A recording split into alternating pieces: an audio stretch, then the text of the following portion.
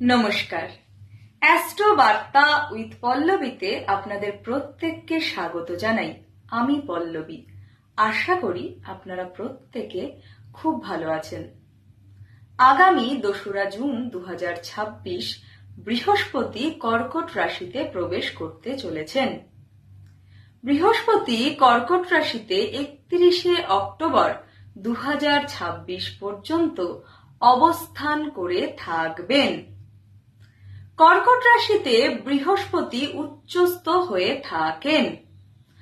আজ আমি আলোচনা করব মেষ লগ্নের জাতক এবং জাতিকাদের জীবনে বৃহস্পতির এই ট্রানজিট ঠিক কী প্রভাব বিস্তার করতে চলেছে সেই প্রসঙ্গে।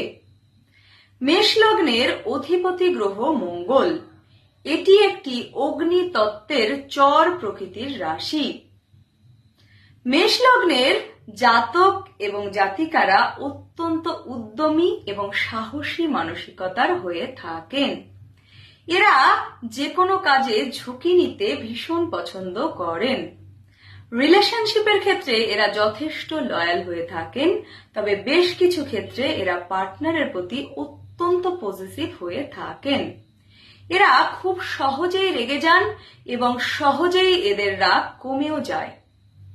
চলুন জেনে নিই বৃহস্পতির এই ট্রানজিট মেষ লগ্নের জাতক এবং জাতিকাদের ঠিক কী ফলাফল দিতে চলেছে। মেষ লগ্নের চতুর্থ ভাবে অবস্থান করছে কর্কট রাশি। এই সময় কর্কট রাশিতে দেবগুরু বৃহস্পতি উচ্চস্থ হচ্ছেন। চতুর্থ ভাব থেকে আমরা বিচার করি আমাদের মানসিক শান্তি, আমাদের গৃহজ শান্তি, আমাদের মাতৃসুখ, এছাড়াও স্থাবর সম্পত্তি, গৃহ, গাড়ি এবং জমির। এই সময় দেবগুরু বৃহস্পতি চতুর্থ ভাবে অবস্থান করার কারণে মেষ লগ্নের জাতক এবং জাতিকাদের গৃহ এবং মানসিক শান্তি অক্ষুণ্ণ থাকতে আমরা দেখতে পাব।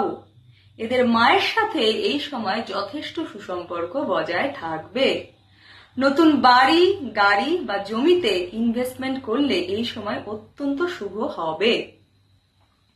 দেবগুরু বৃহস্পতি মেষ লগ্নের চতুর্থ ভাবে অবস্থান করে তার পঞ্চম দৃষ্টি অষ্টম ভাবের ওপরে বর্ষণ করছেন। এই পঞ্চম দৃষ্টির প্রভাবে অষ্টম ভাবের সুফল আমরা পাব। অষ্টম ভাব থেকে আমরা বিচার করি আমাদের ইনহেরিটেন্সের, অর্থাৎ দীর্ঘদিন ধরে আটকে থাকা পৈতৃক সম্পত্তি এই সময় আমরা পেতে পারি। পৈতৃক সম্পত্তি প্রাপ্তির জন্য এটি একটি অত্যন্ত শুভ সময় মেষ লগ্নের জাতক এবং জাতিকাদের জন্য। এছাড়াও দেবগুরু বৃহস্পতির সপ্তম দৃষ্টি গিয়ে পড়ছে মেষ লগ্নের দশম ভাবে, অর্থাৎ কর্মভাবে। এই সময় কর্মক্ষেত্রে প্রমোশনের সম্ভাবনা লক্ষ্য করা যায়। এছাড়াও বসের সাহায্য আপনি এই সময়টাতে পেয়ে থাকবেন। বৃহস্পতির নবম দৃষ্টি গিয়ে পড়ছে মেষ লগ্নের দ্বাদশ ভাবে, অর্থাৎ এই সময় আপনার মধ্যে আধ্যাত্মিকতা বাড়তে আমরা দেখতে পাব। বিদেশ যাত্রার জন্য এই সময়টি অত্যন্ত শুভ। দীর্ঘদিন ধরে আপনি বিদেশে যাবেন বলে ভাবছেন, কিন্তু সঠিকভাবে সুযোগ পাচ্ছিলেন না। এই সময় কিন্তু সেই সুযোগ আপনার জীবনে আসতে চলেছে। চলে আসি রেমেডির প্রসঙ্গে। আপনি যদি হয়ে থাকেন মেষ লগ্নের জাতক কিংবা জাতিকা এবং বৃহস্পতির এই ট্রানজিটের সুফল আপনি পেতে চাইছেন, সেক্ষেত্রে প্রত্যেক বৃহস্পতিবার কলা গাছকে পুজো দিন এবং 5টি করে লাড্ডু সেই পুজোতে অর্পণ করুন। পুজো শেষে সেই লাড্ডু আপনি অসহায় মানুষের মধ্যে বিতরণ করে দিন।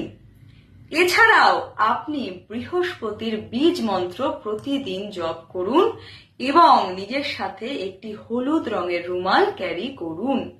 ভালো থাকুন, সুস্থ থাকুন, আনন্দে থাকুন। নমস্কার।